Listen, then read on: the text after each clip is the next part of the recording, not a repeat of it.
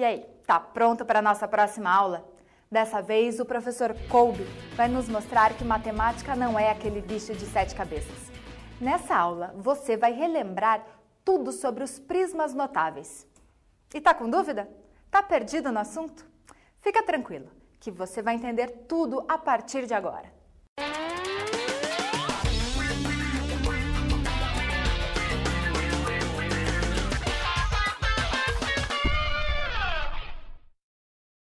Desta vez chegou a vez da geometria. A geometria que tem tido uma relevância muito grande em vestibulares, em provas do Enem. E o que é que nós vamos fazer nesses minutos destinados à geometria? Nós vamos focar o nosso interesse, o nosso objetivo nos chamados prismas notáveis. Quem são os prismas notáveis? Nós temos dois sólidos chamados prismas notáveis. O paralelepípedo retângulo e o cubo, que de certa maneira é um caso especial do paralelepípedo retângulo. Agora veja, nós temos três elementos importantes que são inerentes ao interesse dos dois sólidos. Nós temos a expressão que calcula a diagonal, a expressão que calcula a área e a expressão que calcula o volume. Nós vamos lembrar como que é obtida a expressão da diagonal, a expressão do volume e a expressão da área. Primeiramente, para o paralelepípedo retângulo ou ortoedro. Apenas um detalhe, essa denominação alternativa, ortoedro, ela é muito importante porque ela justifica por que eles são notáveis. Orto é o prefixo de 90 graus, edro, face.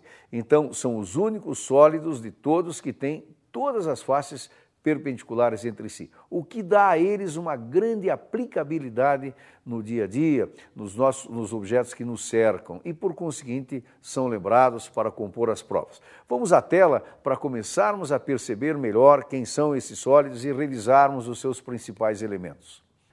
No paralelepípedo retângulo, nós temos 6 faces, todas perpendiculares entre si, e como dissemos, diagonal, área e volume. Vamos à figura seguinte que vai nos localizar o objeto. Ali está ele. O A, o B e o C são as letras que tradicionalmente representam comprimento, largura e altura e são normalmente usadas para designar essas dimensões. Naquele triângulo interno, nós temos ali a diagonal como sendo a hipotenusa e note que os catetos, um deles é o cateto C, e o outro cateto é a própria diagonal da base.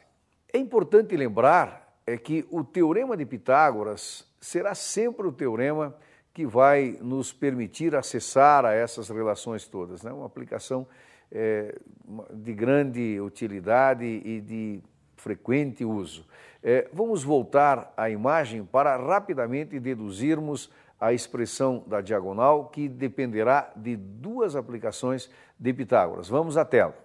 Então veja, considerando o primeiro triângulo, o triângulo da face inferior, nós teríamos diagonal da face, por isso minúscula, igual a ao quadrado mais b ao quadrado. Considerando o triângulo maior, o triângulo PQR, Pitágoras, de novo, nos dá aquela expressão, diagonal ao quadrado igual a diagonal pequena ao quadrado mais c ao quadrado. Se nós chamarmos essa expressão de 2 e a expressão anterior de 1, nós podemos substituir a expressão anterior na expressão chamada 2. Vamos em frente, na tela seguinte. Fazendo isso, nós chegamos à primeira grande relação, aquela ali. A diagonal é igual a raiz quadrada de a ao quadrado mais b ao quadrado mais c ao quadrado. É importante observar que essa relação ela é válida para todos os paralelepípedos, né? E agora, precisamos definir a área e precisamos definir o volume. Veja, área nós podemos motivá-la como sendo, imaginando uma caixa que tem a forma paralelepípedo, um objeto muito presente à nossa volta, entendermos que a área pode ser dada ou entendida como sendo a quantidade de material necessária para construir uma caixa. Portanto, vamos planificar o paralelepípedo para percebermos que, na verdade, essa área é a junção de retângulos iguais 2 a 2.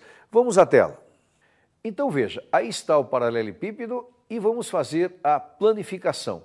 Note, existem dois triângulos A por B, dois triângulos A por C e dois triângulos B por C. Como área de retângulo é dimensão vezes dimensão, então nós temos dois retângulos A por B, dois retângulos B por C e dois retângulos A por C, que nos leva a essa expressão que está na tela. Vamos lá. Portanto, a área total será exatamente aquela expressão, dois retângulos A por B, mais dois retângulos A por C, mais dois retângulos B por C. A nossa última expressão para o paralelepípedo é o volume. Agora, claro, intuitivamente, quando nós queremos o volume de um sólido, nós queremos avaliar o quanto ele ocupa do espaço nas suas dimensões. Se nós pegarmos a área da base e multiplicarmos pela altura, nós temos o volume. Mas o que é a área da base? É um retângulo A por B. E o que é a altura? C. Veja, o paralelepípedo é o único sólido cujo volume é diretamente o produto das suas dimensões. Isso decorre da sua ortogonalidade generalizada. Vamos à tela para fecharmos a última expressão relativa ao paralelepípedo.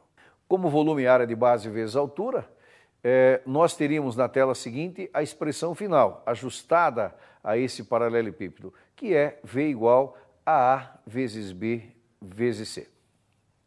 Com isso, nós fechamos o paralelepípedo.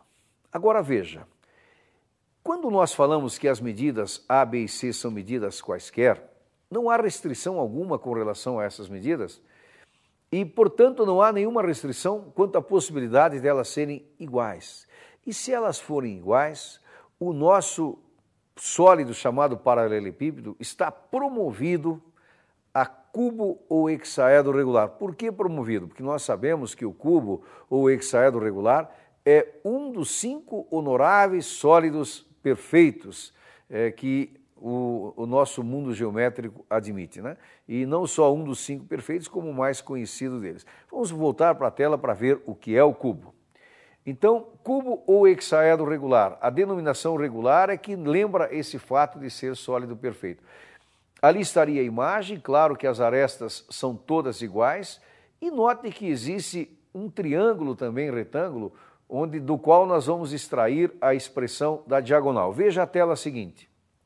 Pitágoras no triângulo menor nos daria a diagonal do quadrado. Claro, muita gente já sabe disso, se um quadrado tem um lado A, a sua diagonal vale A raiz de 2. Vamos à tela seguinte, para fecharmos a expressão da diagonal.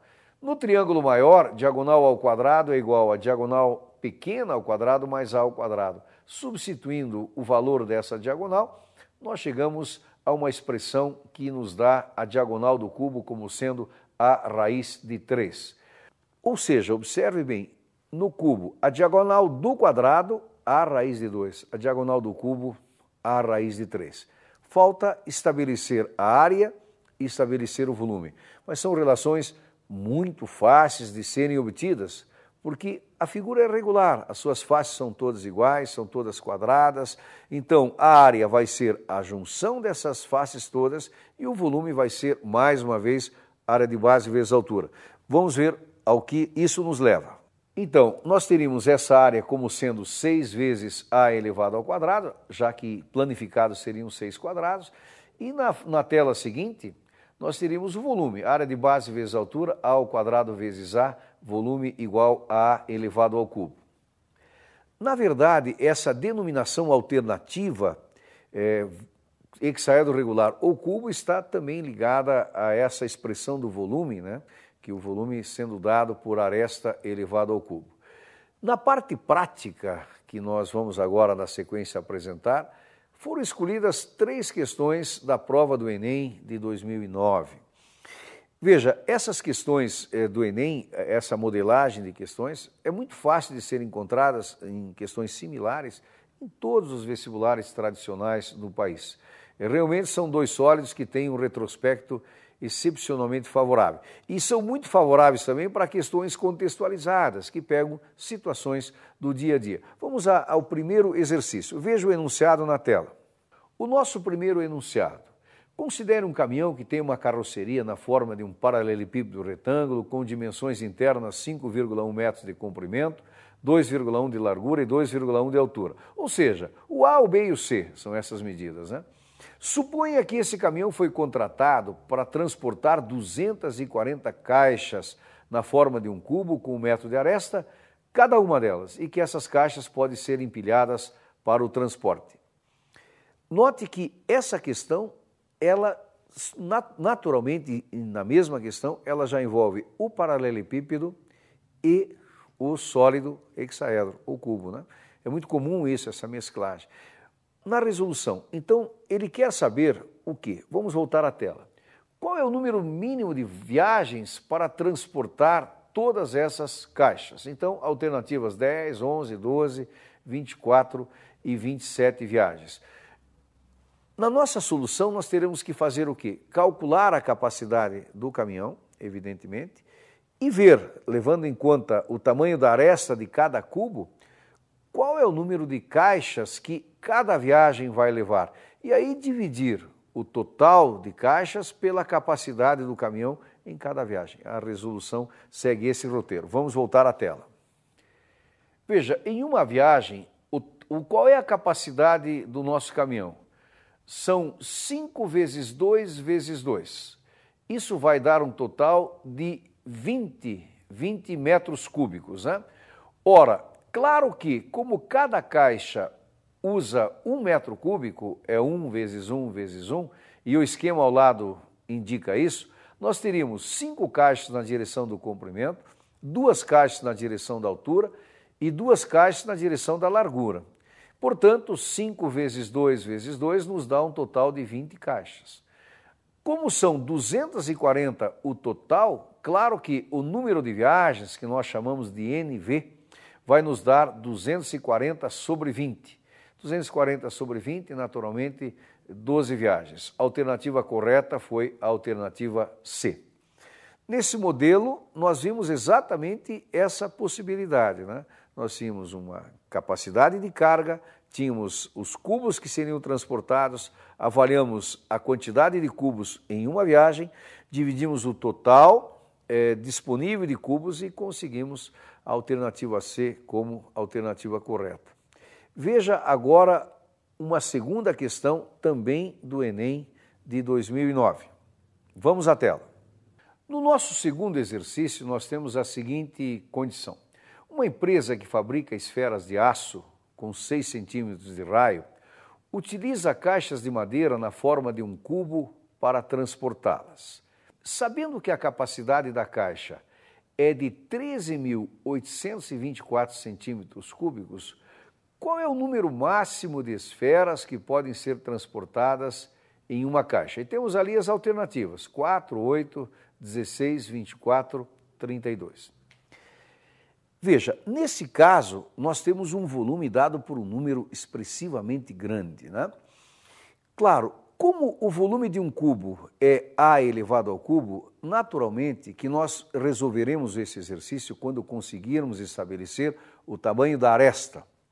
E esse tamanho da aresta, relacionado com a esfera, vai nos permitir o raciocínio final do exercício. Como encontrar a aresta de um cubo se o número que expressa o volume é um número tão grande? Usando uma ferramenta fantástica chamada decomposição em fatores primos. Sempre que existir a necessidade de tirar uma raiz maior, a alternativa mais favorável é essa. Com a decomposição em fatores primos, nós conseguiríamos, com relativa facilidade, obter esse elemento essencial, que é a aresta do cubo. Vamos voltar à tela para ver como se